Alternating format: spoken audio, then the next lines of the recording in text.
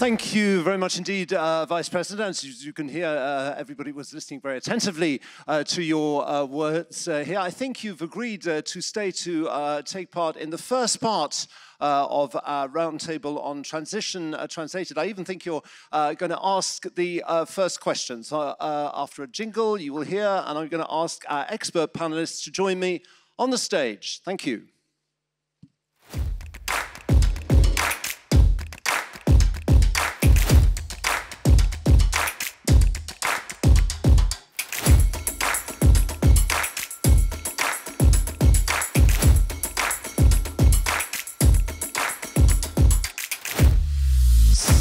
So, Transition Translated, that's the title of our round table. I think we still have Mr. Šefčovič watching us live. First of all, if I could just introduce the very distinguished panel. We have Emil Fanneke-Kjær, who's the EVP Political Affairs Confederation of Danish Industry.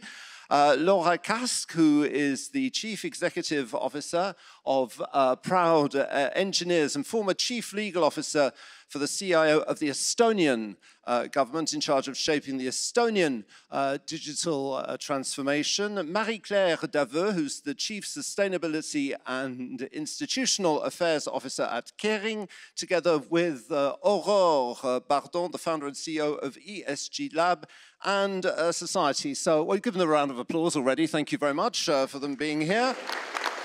And I'm going to hand over to you, I think, Mr. Šefčovič, because I think you would like to ask them a first question. Please. Thank you very much, Alex. Of course, I would like to benefit from such excellent panel, which you invited. And I think what would be very important for me to hear, if I can hear from our distinguished panelists, how they see the role of the business sector and specifically the risk managers to be part of the solution, because we have a lot of problems, but we also need the solution. So how you can help us to mitigate the current geopolitical, energy and food crisis, which many political scientists are now describing as FERMA crisis, and I hope that we will be over this very difficult period very soon. But until we get there, we need to increase Europe's resilience, and we need to improve the supply chain. So what more is needed? How the business sector could contribute to solving these problems, and also if you can give any recommendations to us on European level, to the European Commission, upon what area we should focus our attention to, so we can help the facilitation of your work. Thank you. Thank you for the question. I'm sure we could all spend 2 hours answering such a vast question, but I'm going to give you 2 minutes each because the Vice President's time is counted. I'm going to start with you, Emil. Just 2 minutes. How would you reply to that? Oh, there's a big question you're asking there. It's not very easy to answer, but we have just, I'm representing more than 19,000 companies in Denmark, and we have actually asked them, what do you do in this situation? And they actually points out 3 things, and one of them is that they have to work on their energy supply, and that means they're investing also in facilities that are not very good for the green transition, but short term, just to make sure that there's energy enough for their production to run. And then we of course have to talk about on the longer term how to make sure that we keep track on the green transition. So that is one thing that they are answering. And then they're answering that they're using more subcontractors instead of just pointing out your value chain or supply chain just to be as efficient as possible all the way through. They are now looking for more subcontractors to make sure that they're taking off risk for the supply chain. And then also to have larger inventory, to keep more products, inventory. So, and then the last one is that they are answering is that they are looking for new markets. So just to diversify the risk, actually, they're looking for new markets. And not only the one they're in right now, of course. Okay, thank you very much. I'm going to hand over to you, Vice President, at the end, when you've heard all 4, to make some concluding comments. But let's hand over now to Laura. What would you say?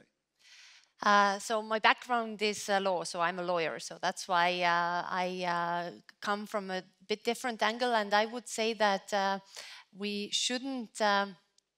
We should remember that we can't only base our legal frameworks on reaction-based formats, because we never know what kind of crisis is the next one. So that's why it's very important that our legal framework would enable overcoming the crisis. That is the first thing. And the second thought I have here is that we are in this together. And this might sound really like a worn-out sentence, but more than ever, we should think that on national level, on EU level, on a global level, we should work on those things together, because I believe that cooperation should give more than take. Okay, together, very much the theme of why we're here today. Marie-Claire Daveux. So first, I'm very convinced about the fact that business sectors and public sector have to work together. I come from the public sector, so for me, it's really something where I believe it's important to be very operational. To be more concrete, I think the public sector has to support R&D, research, innovation, because even if you are a big company, if you are a big sector, you are not enough big really to invest alone to find disruptive solutions, disruptive innovations.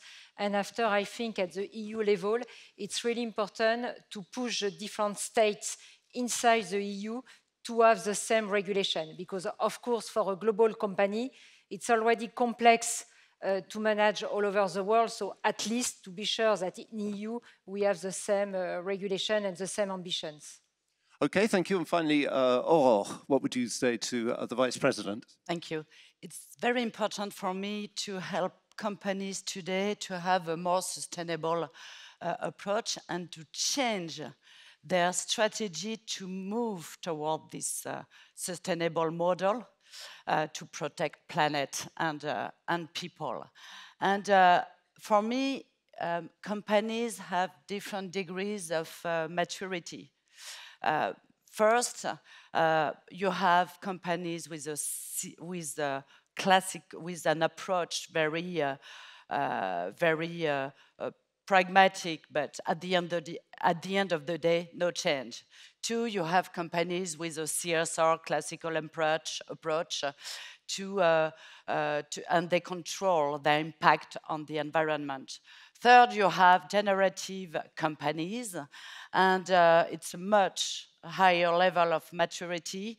And those companies are going to create shared value for within planetary boundaries. And finally, you have regenerative companies, and those companies are helping people and helping planet, and they are going to find different solutions. But you have to think about in your companies, what is the model of your companies, and in your position, your role has to be, is very important to help your company to move toward those new models. Okay, so a wide panoply of different reactions. Maroš Šefčovič, could you conclude maybe taking on board some of the points we've just heard? Well, thank you very much, Alex, and thank you once again for inviting me so I can also listen to distinguished panelists. And I think that, and I'm glad to hear that there is a huge overlap about what we do on EU level with what you are suggesting to the companies, but also to the public sector.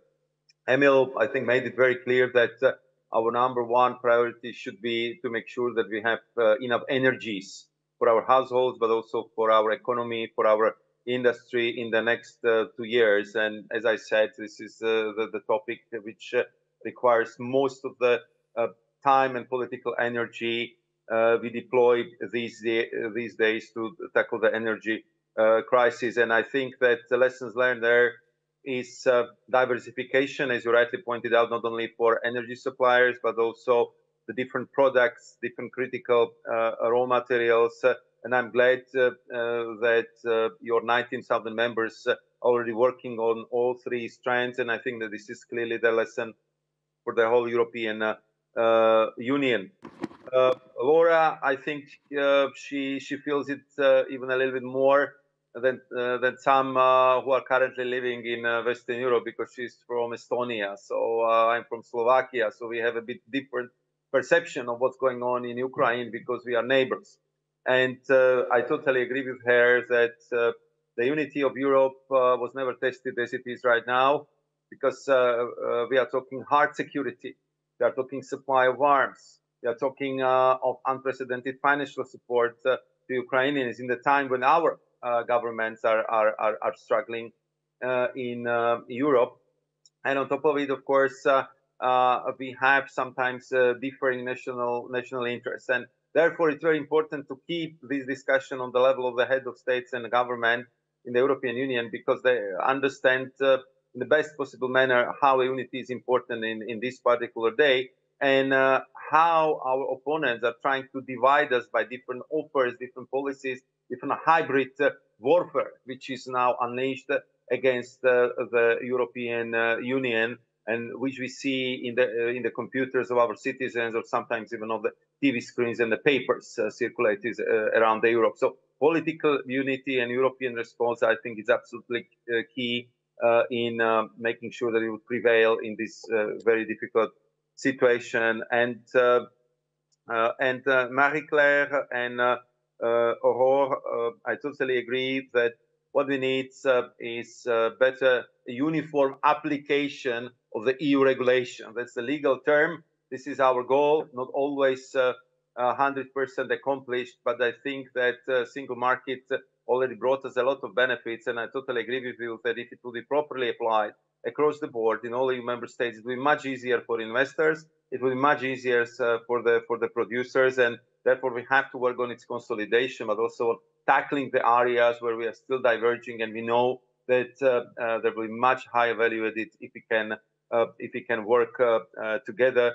And I also take a point on helping the companies to make it through this transition. Sometimes I think what would be important is to explain that world will not return to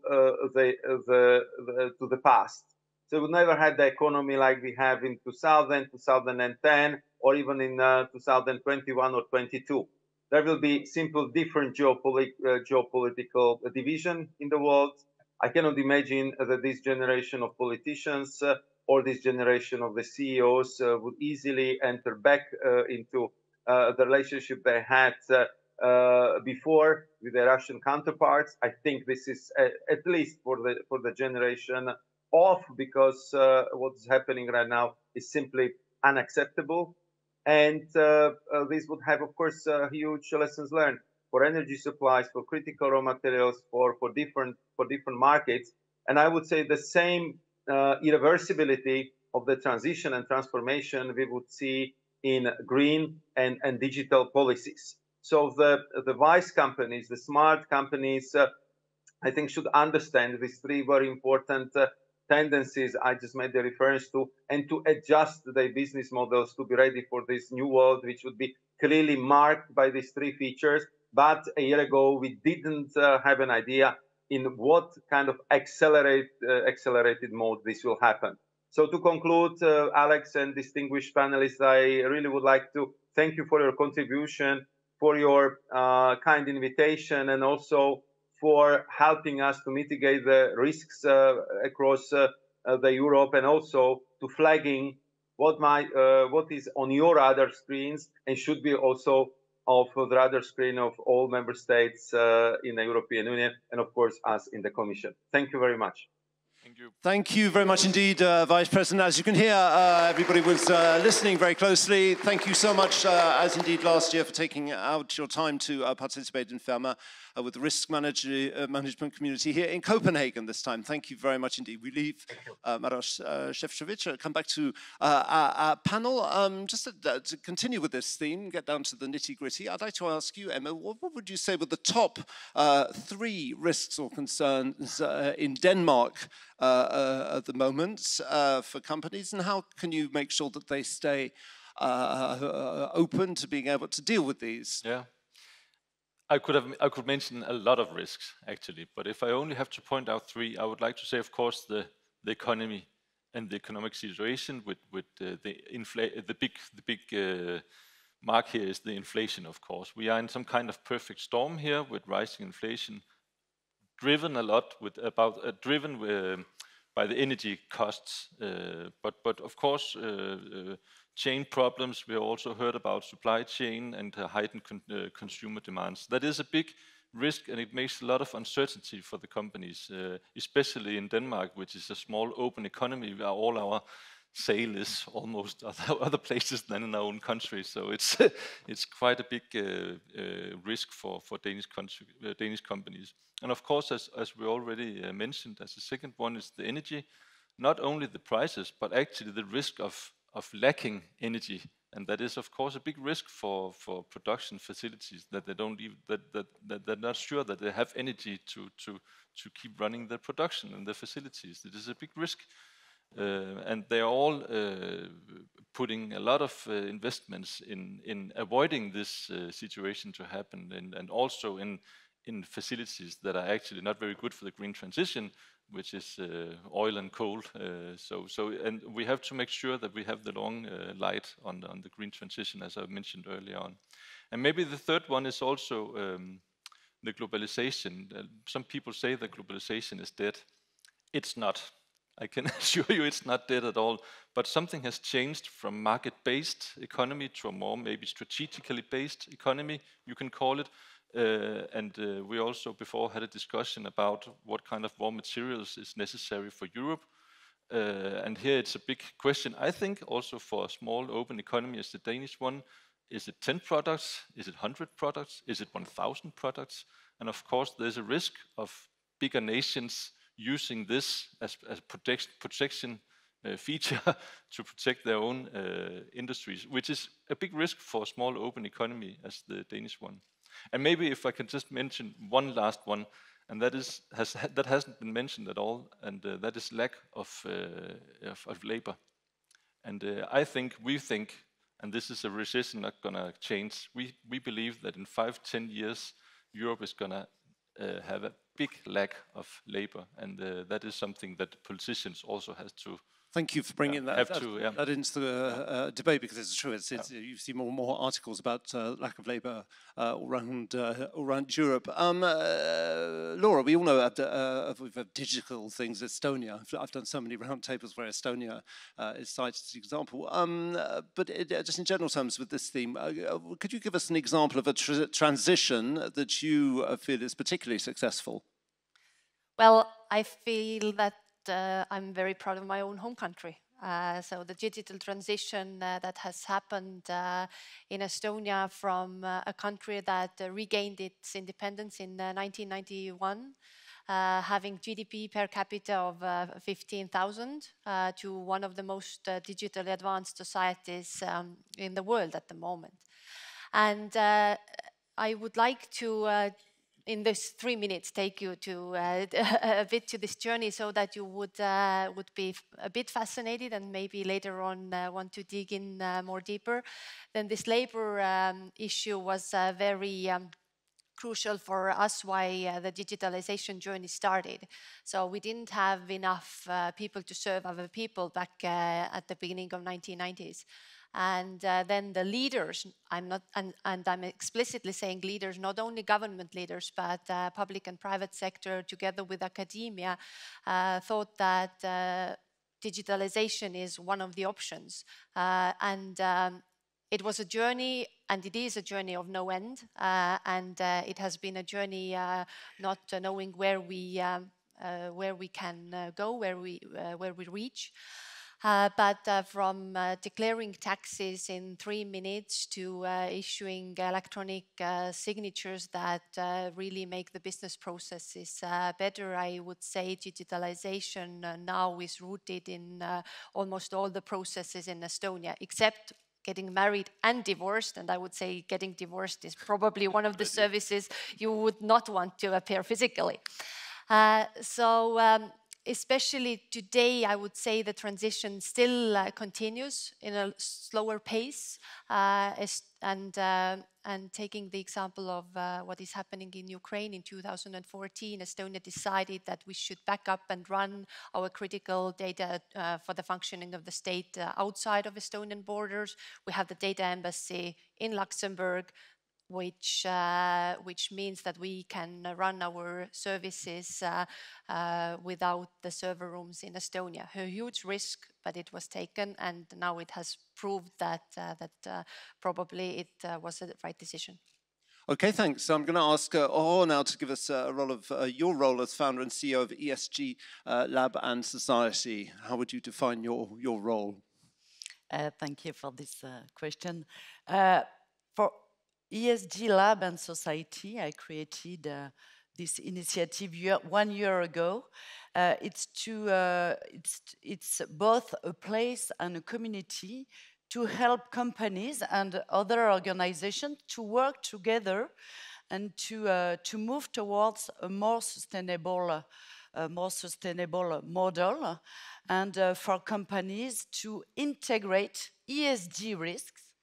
ESG stands for environment, social and governance issues, and we have collectively to work together to accelerate the integration of ESG issues in the strategy of companies. So I engage CEOs, I engage investors, and all other civil organizations to work together to co-build solutions to go to this new model and to transform companies.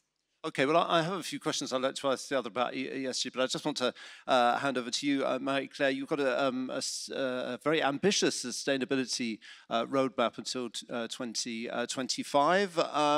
Could you tell us what your main successes are so far, and what are the biggest challenges? So, because the name today is transition, for us, our sustainability strategy is really linked with the transition, because our chairman and CEO is really convinced that today we have to tackle the most important issue of our century, which are population growth, climate change, loss of biodiversity, resource scarcity. And if we want really to tackle this issue, you have to put sustainability at the heart of the strategy to achieve the business model for the long run. So we decided now, nearly 20 years ago, to really put sustainability. It was not trendy, but we did it with a specific target, with specific timeline. So to give you concrete example, first, if you want really to do something, you have to be able to measure. So we put in place a specific tool called our environmental profit and loss account. It's a way to measure your environmental footprint, not only in your own operations, but also in your entire supply chain and for the end of life of the products. And you give a monetary value, first thing.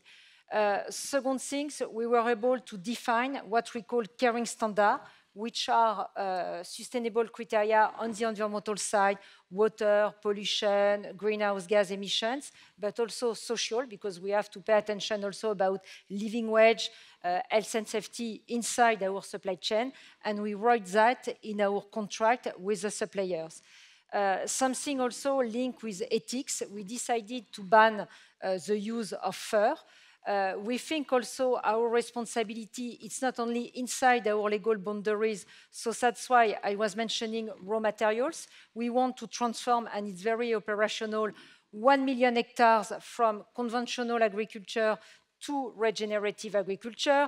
We offset all our residual greenhouse gas emissions. So we have so many very operational things, because today it's one thing. Many people are speaking about ESG sustainability, but at the end of the day, it's something very concrete. Sorry, I am an engineer, so I like when it's very operational and very concrete. And I think for the people, when we are speaking about risk management, it's of course to identify the risk, but after also to find the action plans.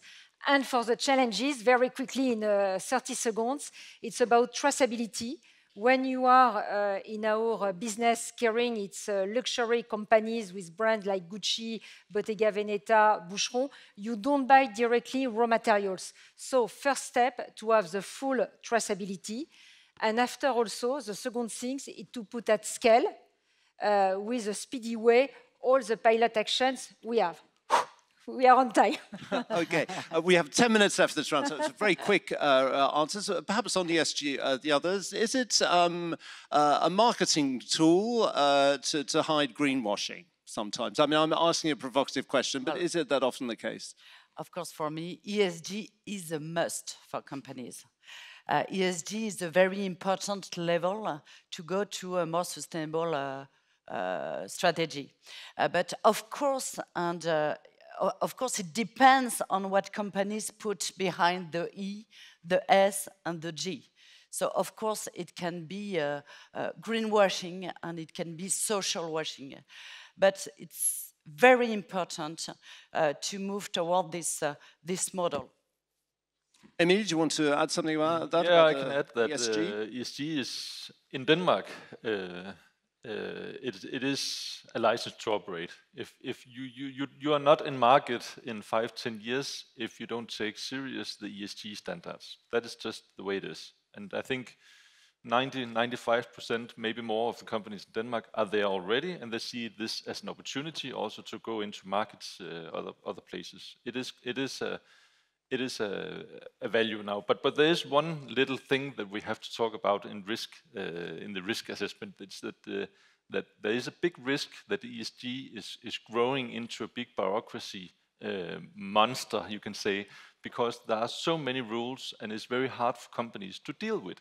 And we have some very disturbing numbers of how much time you have to spend to report on some of these standards. So there is a risk. What kind of disturbing numbers? What do you mean? Yeah, but they are just that they have to double up their reporting staff just to report on ESG, and maybe even more than they have on the financial reporting. So there's a risk of this, and this is something that we all have a responsibility to make sure that this is going to be the thing that does the companies are going to be more sustainable and not just into some bureaucracy thing. Just final point on ESG. To avoid greenwashing, I think what it's important is to ask also the company to have transparency about, again, very concrete KPIs. So transparency is key when you are speaking about ESG or sustainability. And I think it makes what exactly do you mean by transparency? What is it? Communication of what is it? No, transparency, and it's linked also with what you were saying. It's really all the people are speaking, we are doing something for greenhouse gas emission. It's numbers, it's facts. Like you have for the financial KPI, we have really to take the same approach and to have exactly the same way of making, I will say, aware about our progresses, like you do for financial, you do for extra financial. And after, I agree with you, of course, but at the same time, we have to pay attention. Harmonization at the EU level, it's key to avoid that every corporate is making its own communication. And at the same time, it's a new topic. So we have also to admit that in comparison with the classical financial KPI, it took nearly 1 century to be mature. So we are at the beginning. And when you are at the beginning, you have this kind of effect. And I'm sure after it will be stabilized. But we have also to think that Europe, it's not alone.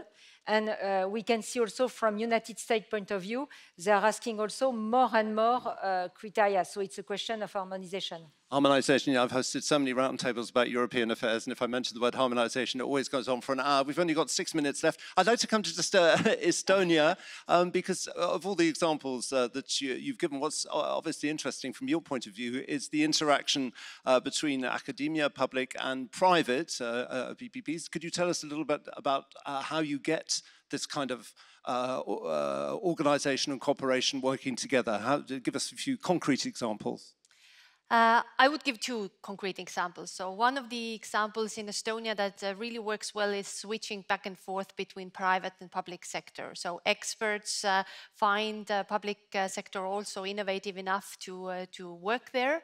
And I would really encourage you to try to see how this harmonization on EU level, for example, happens and how you could contribute.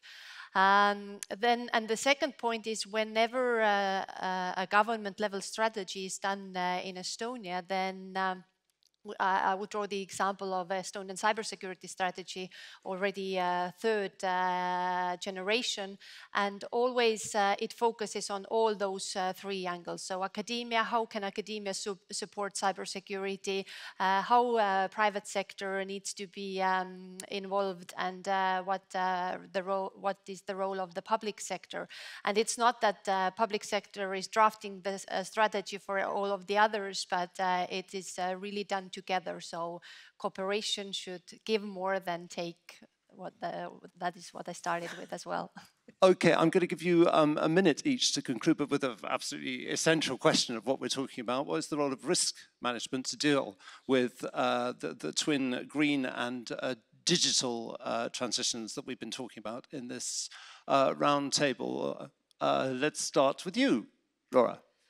Yeah, innovation should, like risk assessment should enable innovation. So whenever and whatever we do, we should consider the risks, but also keep in mind that we move forward. Okay, well, that was very brief. Thank you very much. Emil.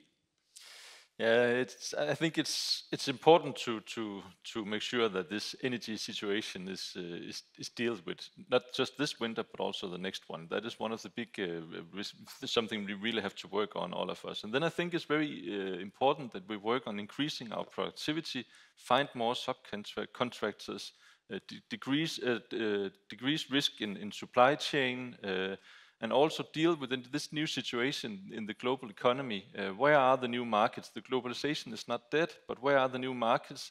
Are we more into French shoring, or we just made a small survey that says that investments in China is probably going to fall, but it's going to increase in a lot of other places in Asia. So the agility and flexibility for the companies to handle this new situation is very vital. Okay, Aurore.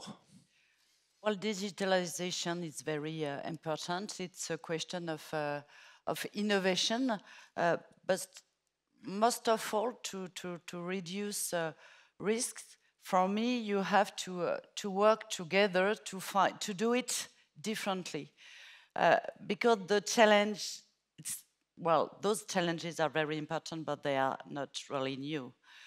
We know that the planet is burning, that we have problem to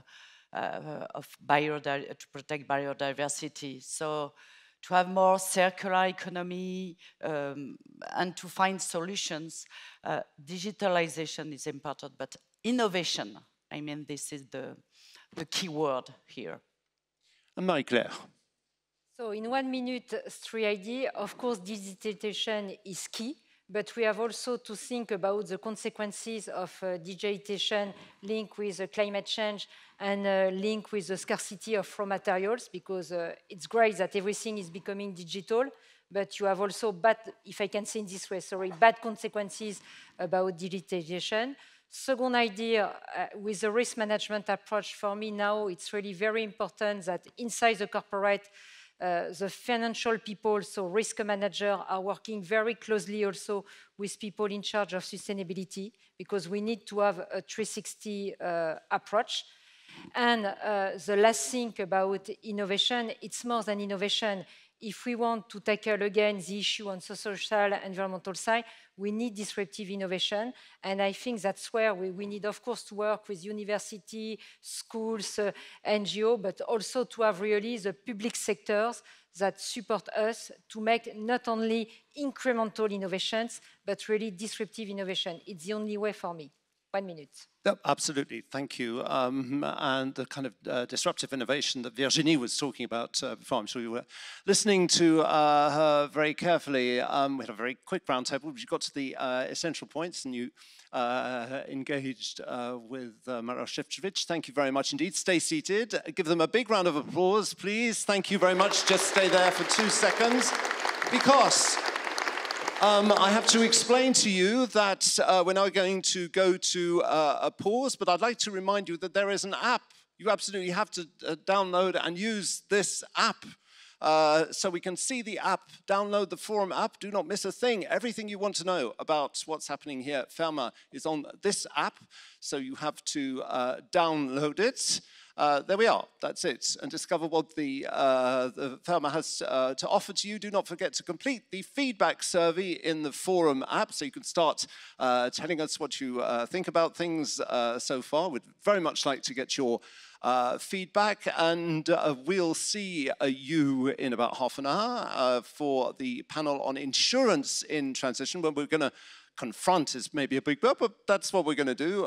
Insurers and risk managers going to talk to each other, and then we'll have our famous, if you remember, leadership pitch, where leaders come on and pitch to you for 5 minutes. That will be between 12 and 1 o'clock. So you have half an hour, and we come back for the next part of the morning. Thank you very much indeed. See you in a minute.